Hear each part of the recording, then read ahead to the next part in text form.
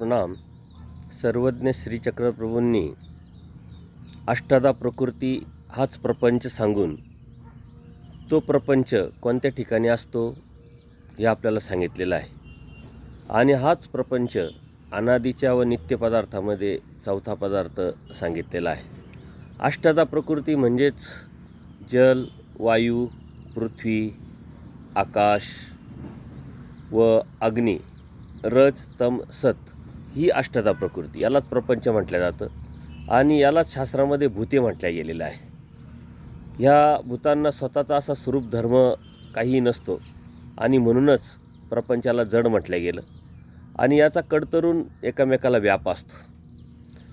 पृथ्वीमध्ये जल आहे, अग्नी आहे, वायू आहे, आकाश आहे. त्याचप्रमाणे जलामध्ये म्हणजे पाण्यामध्ये सुद्धा पृथ्वी आहे, अग्नी, वायू, आकाश आहे.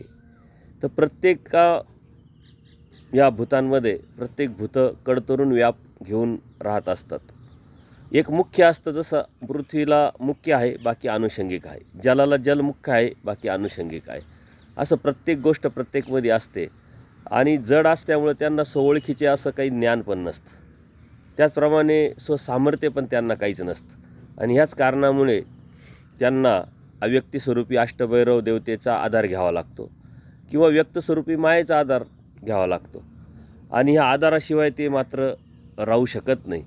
आणि म्हणूनच प्रपंच जर आपण समजून घेतला तर जो प्रपंचासाठी आपलं सारं आयुष्य आपण देतो त्यांनाच स्वतःचा काही आधार नाही आहे, त्यांना दुसऱ्याचा आधार घ्यावा लागतो. म्हणून त्याचा आधार घेऊन आपलं काही भलं होत नाही. म्हणून परमेश्वर जो नित्यमुक्त आहे, जो सामर्थ्यवान आहे, जो समर्थ आहे, त्या परमेश्वराला ओळखून अनन्यभावे आपण जर शरण गेलो तरच आपल्या जीवनाची मुक्ती होऊ शकते. दंडोत प्रणाम, दंडोत प्रणाम.